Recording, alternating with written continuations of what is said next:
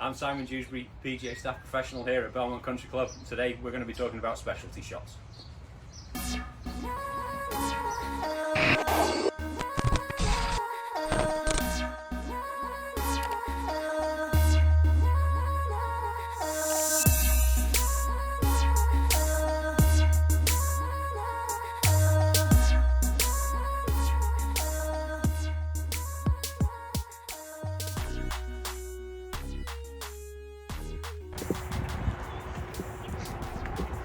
So this one's the tricky one. We're in thicker rough, we're on a downslope going towards a short-sided flag. So I don't have much room once I get to the green to stop, so I'm going to use the most lofted club I have in my bag. Because I'm on a big downslope, I've got to have a really wide stance to create stability. So I'm going to go really wide with my feet, and I'm going to lean with the slope. So that in itself is going to take loft off the club. So I'm going to again open the face to try and counteract that feeling, so I can try and get back to the normal 58 degrees of loft. When I swing, I'm going to have that early wrist hinge and really set early, so that my backswing doesn't have to drag through all the thick grass up here, and it's going to create that feeling that I can kind of chop down on it as if I was felling a tree. And as I get to impact, I'm not going to allow my hands to release the club head and go behind me.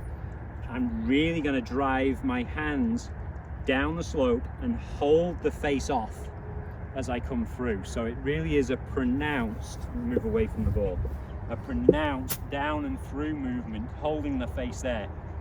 There's a lot of grass that the club's got to travel through after impact, so the follow through is going to be a little bit restricted. You can get rid of all these spare golf balls out of my pocket. Again, I don't want weight on my trail side, I want it on my lead side. So I'm going to lean into the slope, early wrist hinge, and drive down.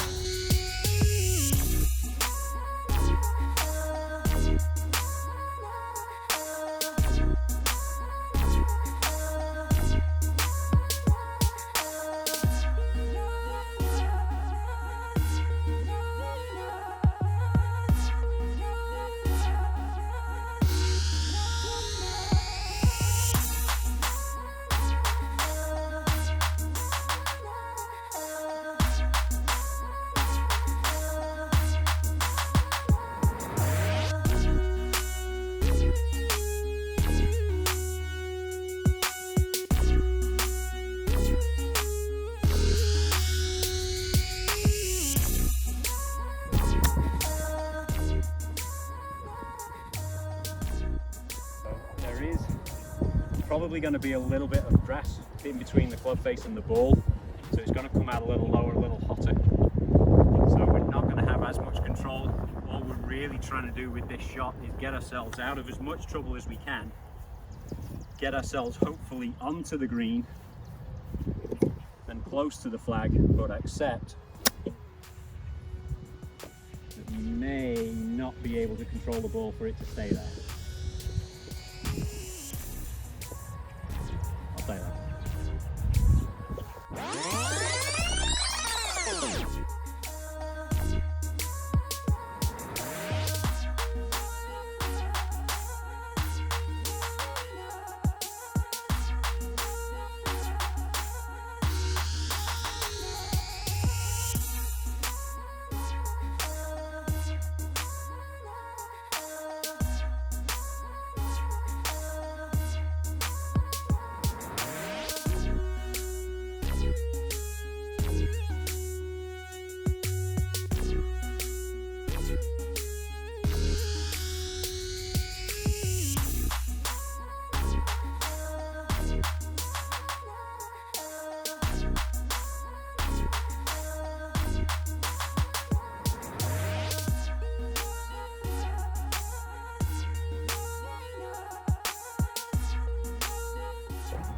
Okay, so moving just a little bit further away.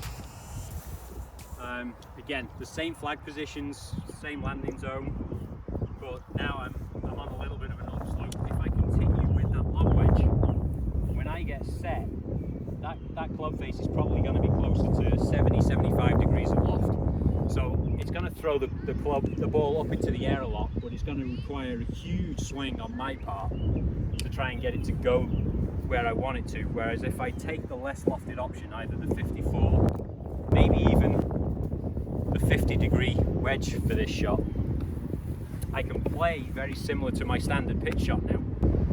So I can get set, square club face, ball in the middle of my stance. So let's step out, step backwards a little bit so I can lean into the hill just a little bit, and then from there let my wrist naturally hinge. It's going to pop out a little aggressive, but there's the difference in the club selection. So let's put another ball down there and get the 54.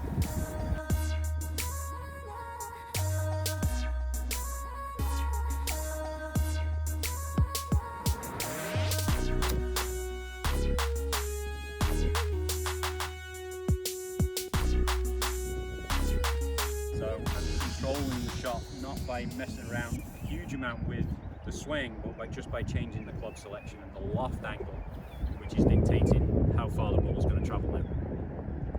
So we're a little closer to the edge of the green now, but thanks to my wonderful cameraman, decided to play this off a little bit more of a tricky lie. At this point, I don't want to try and have the club sliding through the grass. I do want to try and dig down into a little bit.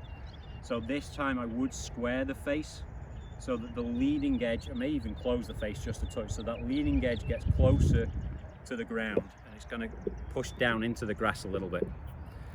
So I'm going to play this a little bit more like a chip shot. I'm going to be more over the top of the ball, a little taller, and then when I get set, again in my fingers, but now I'm going to force my wrists to get involved in this shot a little bit. It becomes a little bit more of an up and down movement with my hands and the club head, and it's a little bit more of a stabbing motion. So I just want to get the feeling though from here, my club is falling onto the ball. The follow through is going to be very restricted because most of the energy is going down into the ball and the ground. So there'll be very little forward movement. Don't try and force the follow through, because at that point your body elevation is going to change. You're going to change where the low point of the swing is, you're going to change the contact point, you're going to either catch it a little heavy if you stay down on it, you're going to catch it a little thin if you come out of it too early. So trust that the setup and everything in your swing is working properly. Just ever so slightly hooded, pick the club up and let the club fall onto the ball. So we've hit, all three wedges now, the 58, 54, 50. You can thank my cousin for teaching me how to play these shots. Sadly passed away a couple of years ago. Well, Graham, I know you'll be watching these up above us. He taught me how to play these shots, and he played on the European Tour when he was young. He always played these shots a little bit off the toe. So I'll clean the lob wedge up a little bit, but you can still see the grooves are filled with a little bit of grass there. The 54 as well, and then the 50. I'm not necessarily advocating that you have to play it from the toe. It's just the way that the technique that he played was the one that he taught me. And around the greens, it just allows the ball to come off a little bit softer, a little bit deader. So we can be confident, we can be a little bit more aggressive with the shot selection, knowing that the ball isn't going to jump off the face too hot and give us a loss of control. It actually sounds counterintuitive, but to miss-hit it almost gives us more control around the greens. While I've been gone, guys, don't forget to like and subscribe. Also, if you've got any comments or videos that you want to see me produce, let me know in the comments down below and we'll get those done for you soon.